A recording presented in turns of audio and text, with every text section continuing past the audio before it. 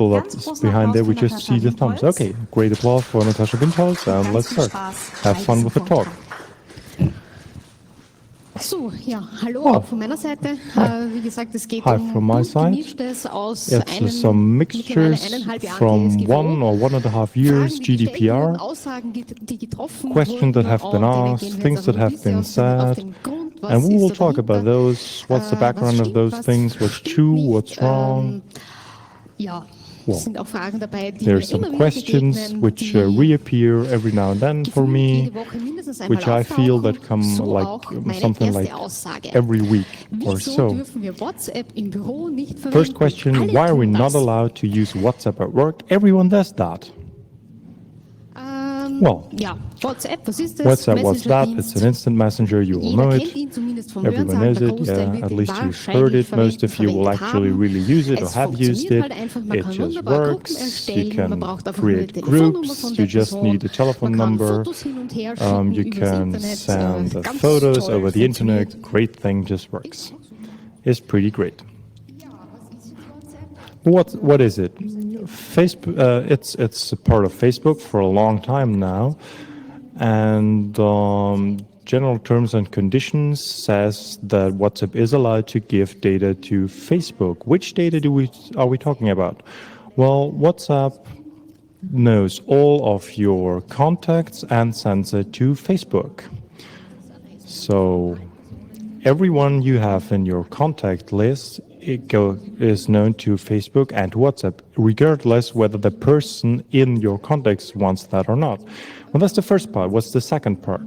The second part is that both Facebook and WhatsApp are both US services, and those who have been here already and listened to some other talks, and to my talk, my previous talk, well, it's not that easy with American companies, because even if those data is not used for bad things like advertising and personalized advertising, but you still have the problem of surveillance by US services, which is not allowed by GDPR, actually, because there's no legal basis for that, at least no European legal basis. There's a US legal basis, but as a EU citizen, you don't have any rights in the US, actually, so that's not really great, which is a bit of a problem here. So why?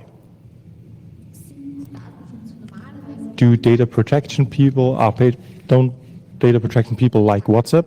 Well, because data of your contacts is uploaded, and you have this legal problem with US services getting all of your data without European legal basis. There's a nice example, the Cloud Act. We are now are confronted with some time. All the data protection people are confronted with that, where a company can't say that it's that the data is in the US or somewhere else or in the European service, because US companies and US services can just request data from non-US companies as well. So WhatsApp in data protection is pretty problematic and not a very good example. Even if everyone does it, it's a problem and it's a risk from the view of the company. A very nice thing people say a lot is, we're not Facebook and Google, so we don't have to keep all those GDPR rules, right? Because we're not Facebook and Google. I often hear that when I do some trainings, GDPR trainings. GDPR is now seen as a documentation monster, because people think you just have to document and write on everything. Well, there are some legal things with GDPR. I don't know the English words for, but you have to keep all those things, and you have to have a lot of contracts, all that stuff, which is pretty documentation intense. So the general consent, or the general thinking is GDPR is due to Facebook and Google because they are bad and they don't think about data security and data privacy, and it's just about them. I, as a small company or a small group, I don't need to implement GDPR because I was never the target of this legislation. Well, no, it doesn't work that way. Yes, the GDPR is pretty strict, I know. Those things really come a lot from NGOs or just small groups which help like homeless people, young homeless people. But if you're caring for homeless young people, what do you have? Usually you don't just have a name, a number, and an address.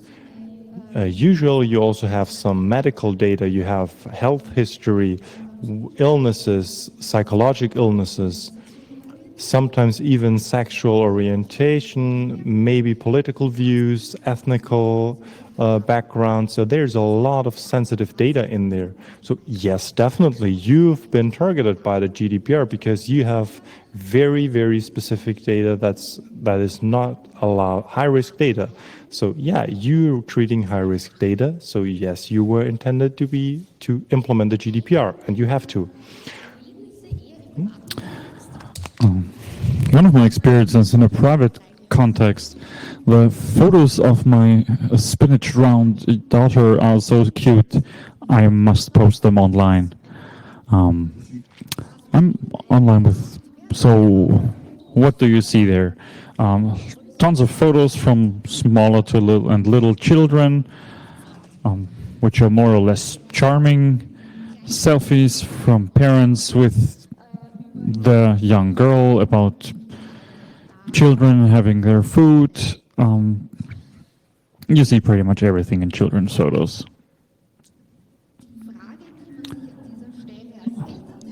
The question that should arise for parents here is, with your basic understanding, your kids with ice cream or poop on them, would I post a photo of myself with that? So what's legally the problem with that? A photo is certainly a personal data. I have the name of the parents, and I usually can get or know the name of the child. So we have a personal relation here. On a strictly private level, there's an exception for that. So for my personal use, I can do that with my address book, my contacts, my personal photos. There's the GDPR does not apply here. I'm exempt from that. Unexpectedly, even children do have personal rights, which is partly rooted in copyright. And there's legal documents and cases where a mother cannot give consent for a child's photo to be printed in a newspaper. It was about an accident with a child dropping out of a window. The newspaper included some medical, historical records and photos, quite sensitive information. But I cannot simply get consent and then publish photos. And even as a parent, I'm not allowed to just do that. Because personal rights, I have to either personally consent or nobody else can do that for me. That's the legal part. As for common sense, would I post that by myself or of myself? I heard that more than once that the children, when they start logging in at some platform and start linking with their parents and start wondering what parents did post or have posted back until the day they were born. So think about that.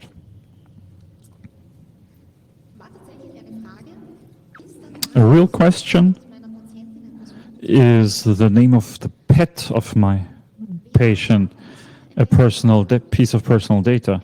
Who has a right to data protection? A human being, a living human being. The dead and animals are not covered by that. Connected to that, a statement in a private context. The death dates of our city or village must not be printed in a publication of the church. This is usually where they publish events, upcoming events, or whatever, religious events, marriages, who's getting a child, and also who recently died. As said before, the dead do not have a right to data protection anymore. So yes, I can print that, but I should think about that because related people may have a negative impact on their life coming from that. Might not be the case usually, but keep that in mind. Fun fact, I discussed this with a friend of mine and said, well, that they do not have a right to data protection, that's common sense. It's not common sense, it's written in the GDPR. I don't know if they did actually print the dates, but I could not find out in the long run.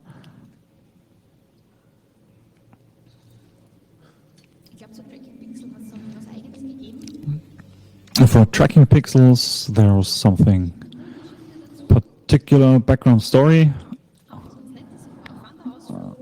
I was hitchhiking or hiking.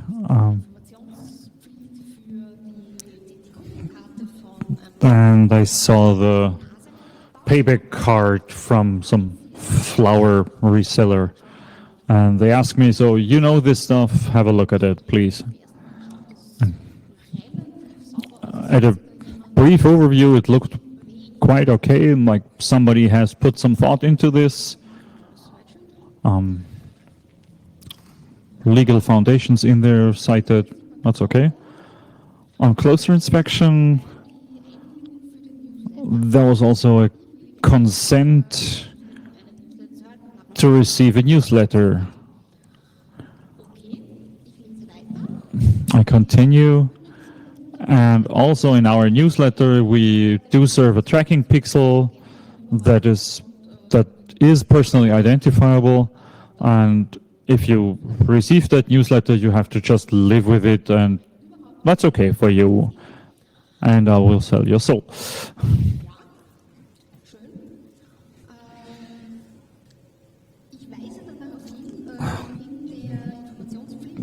I make a note of during that hike and tell them that this contains a remark on tracking pixels in the newsletter. And the other person said, no, what? Tracking pixels? I don't know what you mean. I explained how tracking pixels do work. That they track if I open the newsletter, if I click a link, and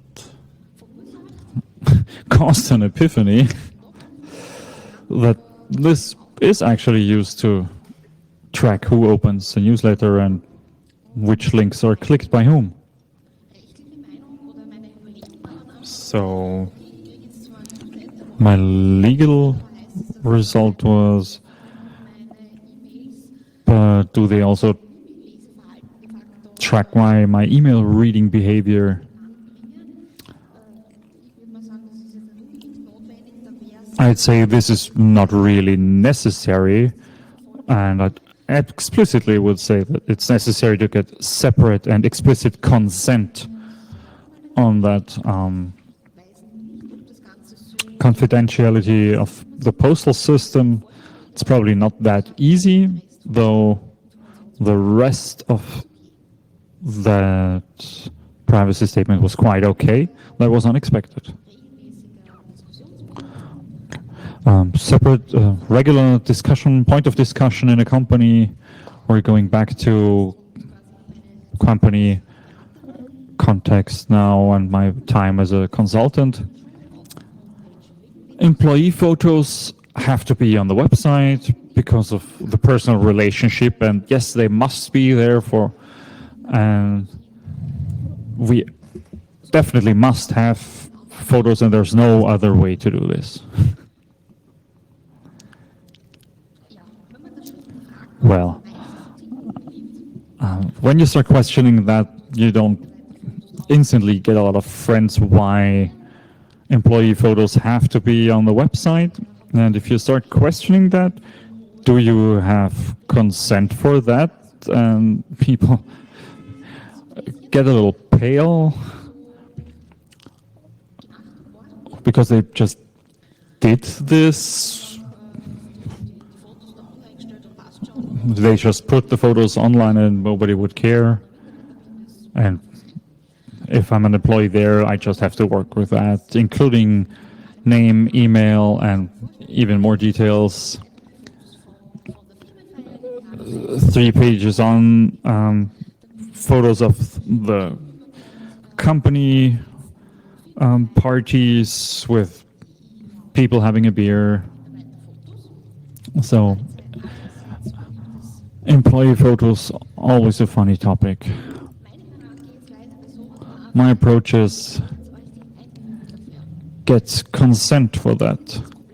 So what's the problem with getting a signature by the employees where the company may use a photo?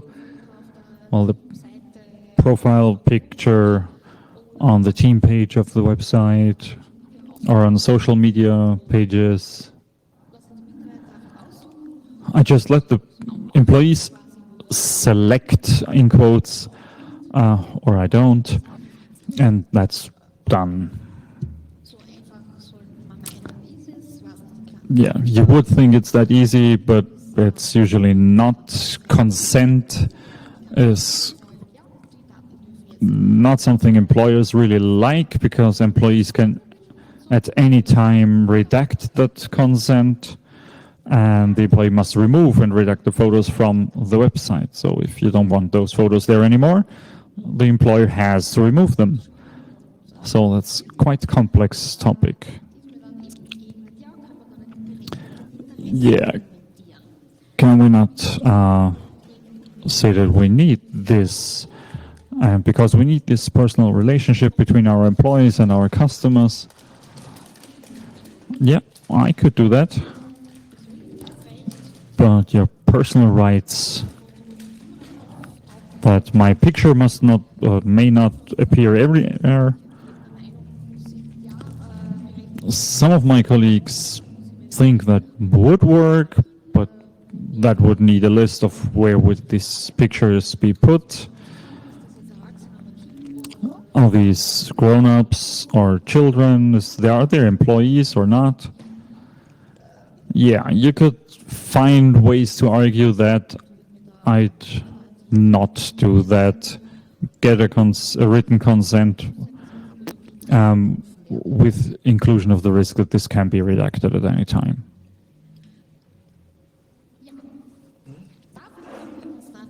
Okay, we'll just get consent for it at some point. I think behind this, why are we not allowed to use WhatsApp? The most frequent sentence I've heard after that is, well, no problem, we just get the consent afterwards. Yeah, just kind of question, but what you want to do actually with that? Well, people then start thinking, they say, well, I have my employee and my employee data, and I have to do, well, money stuff, and I want newsletters for the employees. And then somewhere I have a list of my customers. So I don't need, well, consent for all of this, right? And then they look a bit strange and don't understand what I'm saying. Well, you see, you don't need for every, of course, you don't need consent for everything, because for employee data, hopefully you have like a working contract, you have a legal basis. There are different laws that regulate this, which employee data I have or even have to have. For financial stuff, I also have a law how long I have to keep certain data. So for the newsletter and the consent of photos, well, you have to divide between those and what you need. Most likely you just have a very, very small thing of data you really need, or a very small percentage where you actually need consent and where it's not possible without consent. But still, very, very often rare topic. Let's just get consent is often used. The little sibling of this is, well, they just chill, the employees will just sign that for us. Well, quick question. Who of you thinks that this is, that just signing something is consent? Who thinks it's just some kind of information you just sign? Okay. Okay, so you're totally unsure here? Well, actually can be both. Yeah. Well, standard legal advice, well, it depends. The tendency is you just let someone sign something. It's in principle it's okay. GDPR as this kind of documentation monster. People realize they have to write a lot down, document, get signatures, copy stuff, and kill whole woods for that. Yeah. But there are two things, you're putting two things together here. The one thing is a consent, getting a consent. So I get my employees to sign something that, yeah, you're allowed to do this and that with my data. Or on the other hand, to say, I myself acknowledge that there is an information duty, something. So let's see, as a mathematical term. So information duty is realizing the principle of transparency.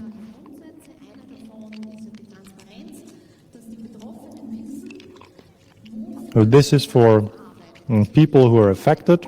They know which kind of data is used. So you as an employee, I was informed that which kind of data is used within the company, within different parts of the company, and why it is used. My photograph will be put here and there on this homepage or not on this homepage, in the intranet or somewhere else. So I have a duty to inform my employees, and then I just get the signature from the employees.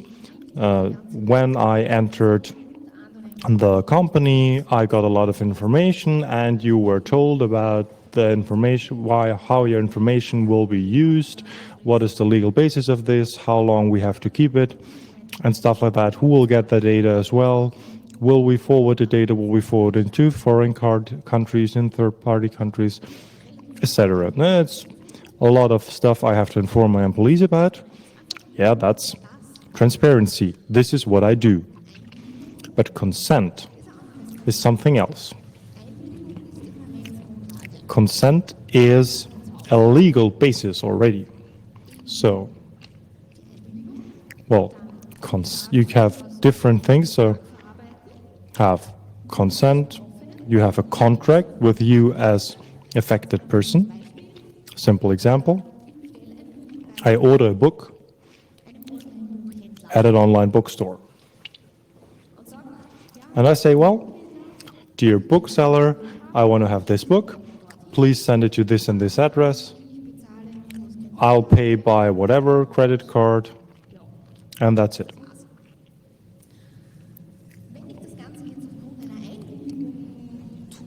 Doing this as a kind of consent, I could say, well, this is a consenter, and now I retreat from that, and you're not allowed to use my data, but please still send me this book. So you don't know where I live and where you sent this book to, so just let your pigeon find it.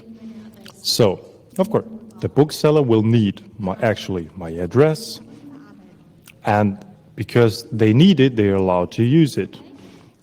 Is the online seller in Austria? According to the law, they have to keep this data for 7 years for various legal reasons, accounting reasons, yeah. They don't need consent for that because, of course, they don't need my consent for the address. I give them because, well, I want the book, so they need my address. But a newsletter is a totally different story. With sensitive data, it's totally different as well, but yeah. There's with sensitive data,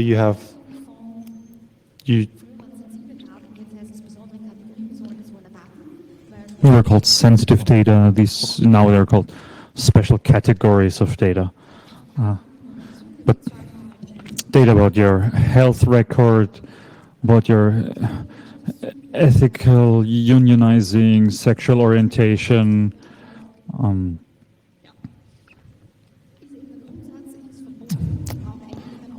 Yeah, the rule is I need a special case to be allowed using that data. One exemption is explicit consent to use that data, or another higher standing legal law that requires me to use that for social insurance, health insurance, where this data is required to be processed. These are legal foundations that allow me to process that data. But where it's not, I do have a duty to inform on pretty much any case. There's very few exceptions to that. How can you sum that up? Your duty to inform, just because this is what I do, is not consent. That's not a legal foundation, because in your information you tell I'm processing this data because of a contract with you or another legal foundation. That duty to inform, even if I get that signed, it's no legal basis, no legal foundation. Just because I acknowledge that this data is processed, that is not consent to process that data. But still does not allow me to do that.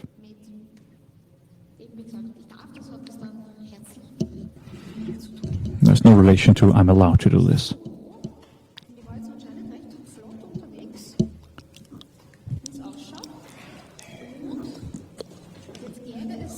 So yeah, I've been rather quick now. So now there's time for questions, suggestions, complaints. Well, we have some microphones in the room. There's already one question.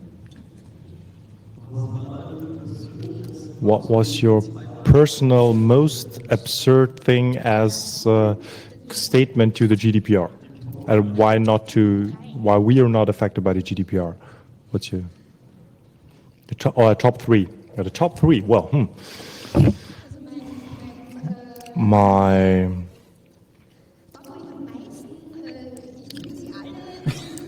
when I really had to suppress that, I'm going to kill them all. Was we just get consent afterwards. That's really something that drove me crazy, and it still does, as you can see. And still regularly I hear that and I just explode. You don't. And also, one of my favorites I discussed last week already, it was phrased a little bit differently. Is WhatsApp really that bad? And then I made my WhatsApp presentation, why it's a problem, etc. Well, the question is, shall we prohibit it on company phones? I won't tell you how it ended, but I just did my usual presentation about WhatsApp and what's the problem with US companies. I just think about a third milestone in that. Most of them just have appeared some way or the other in this chart. When you're talking about this WhatsApp problem, do you tell them about alternatives they can use, like Signal or self-hosting a Synapse server for Matrix? I explain Signal to them and how it works and why this works good and is actually an alternative. People just actually don't know. They don't know that there's something else even exists, how it works and what it does. So if you install Signal, it actually works more or less the same as WhatsApp. So of course, lay people don't understand what's the difference between WhatsApp and Signal. The functionality is the same.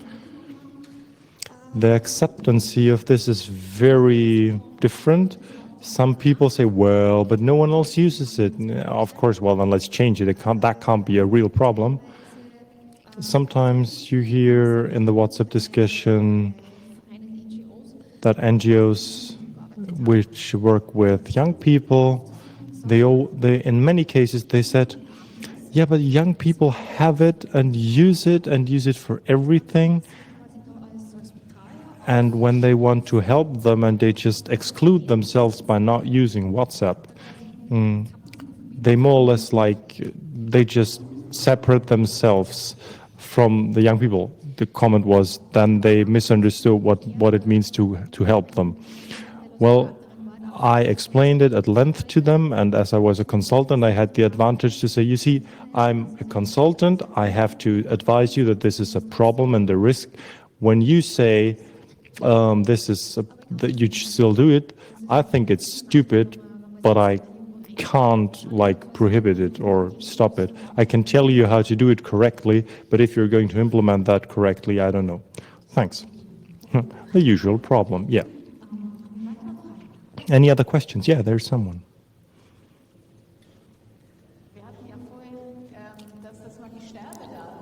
We talked about the publication of dead people, so when people died.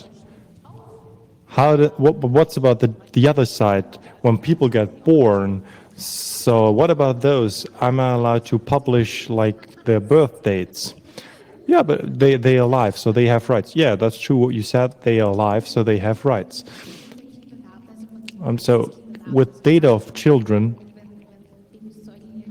and, well, classical things, they got baptized, and traditionally. So about children's data, it's pretty difficult. I think you don't want, I'm of the opinion that you shouldn't publish a lot of photos. That's something I really don't like. Actually, you can get consent from the parents because, well, if it's just a very young child, it won't work any other way. I'm not a fan of it, especially not a fan of working with the data of children. I would avoid it as far as everywhere I can avoid it. I would avoid it, and when I do it, I really have to have a very clear legal basis. Further question? Yeah, when I say GDPR, everyone around me just rolls their eyes and thinks it's totally stupid. I see it in my group, my peer group. This example about publishing deaths. Those papers from the church, they always have the same content for like decades and centuries. And so this is something when you live in a small community, and you know there's a baptization, and so people go there to say thank you, to say great and congratulations to the parents. So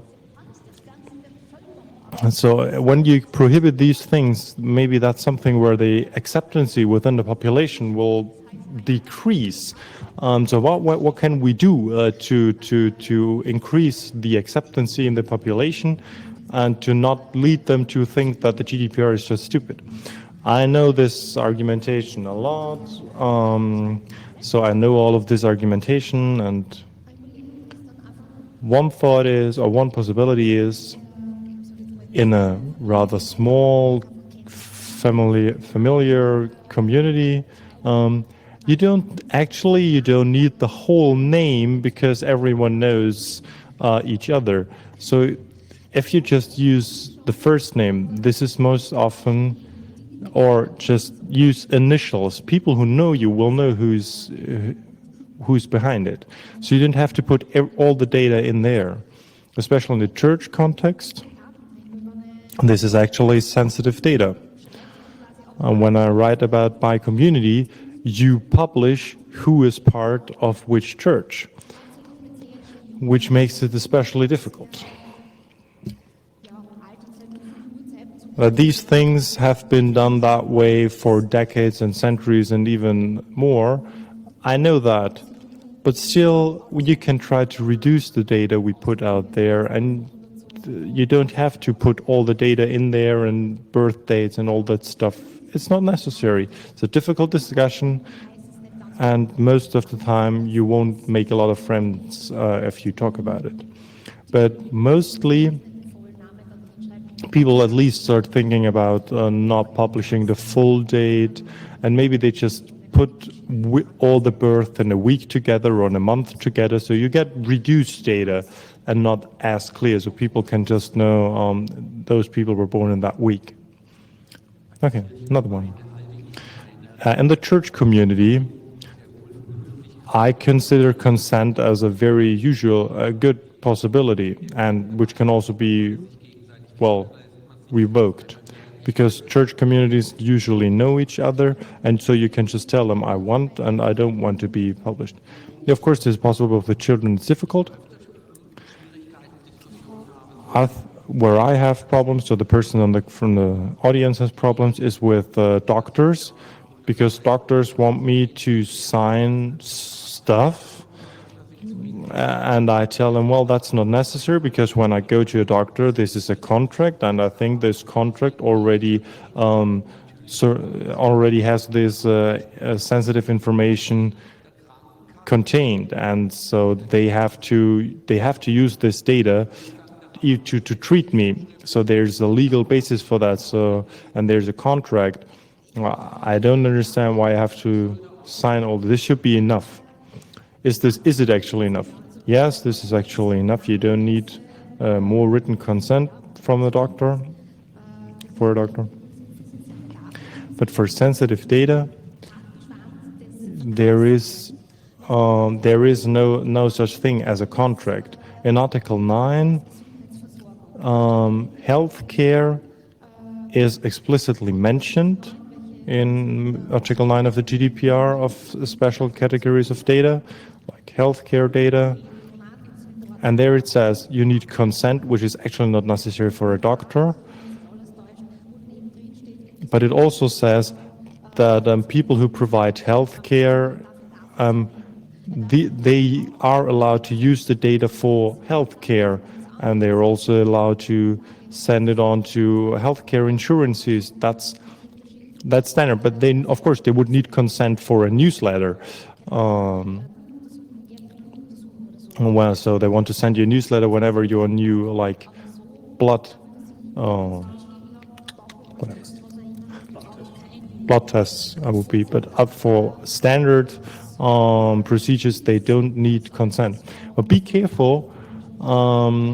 Some people started using that you need consent, that data can be exchanged via email for your, so you have an unencrypted email sending healthcare data from your doctor to you. So this has been already stopped by data security, well, yeah, by the state. So technical and organizational, well, communications measures, they have to be encrypted. They can't be sent by unencrypted data like email. So when I'm a company like a doctor, I have to think about that and I have to encrypt it. And it's not possible to just get consent from patients that, well, your data will be unencryptedly sent to somewhere and everyone within this company I send it to will have, yeah, and it's also not possible to have it on Google Drive. Yeah, so this is not possible. I have heard the argument, I often heard the argument, we don't further transmit those data. Have you heard this as well?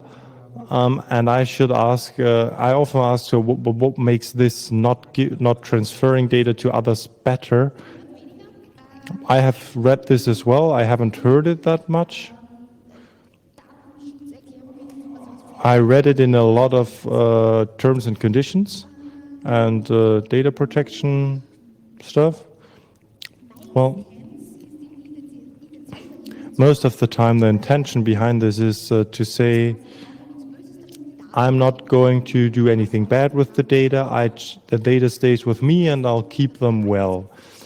As soon as you start questioning that, or the infrastructure, and when you know the infrastructure of the company, most of the time you find out that they use Google Docs, or they use Office 365, and they use WhatsApp for company internal conversations. So, well, at that point, this is data that is passed on, and you would have to inform about that.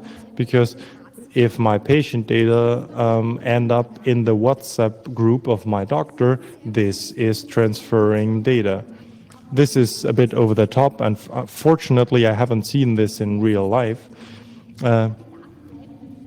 But the point is that saying data stays with me usually doesn't actually mean that, because it doesn't actually stay there. It's passed on to some infrastructure providers, which is often a lack of understanding. Let's stay with this doctor example, and we're not going to transmit your data. Well, hopefully they will actually pass it on to your healthcare insurance for accounting reasons. So it's not that they will just keep it. So this is something where doctors want to calm people, but it's actually just pseudo legal stuff. You can just another comment. Dangerous half knowledge. I had a lot of cases where companies at the beginning looked for reasons why in their one special case GDPR does not apply. The companies were looking for that. And again, when I read terms and conditions, I like this first sentence, we really care for security and privacy of your data. That's something I really love in data protection regulation. When it starts like that, you know the rest is no good. Yeah, I have never seen any data protection explanation which starts with this sentence, we care for your data, and then it ends well. It's always turns out bad. Actually, when it starts with this, you can immediately stop reading, because there won't come any good from this. I think this is a pretty nice final word. Applause.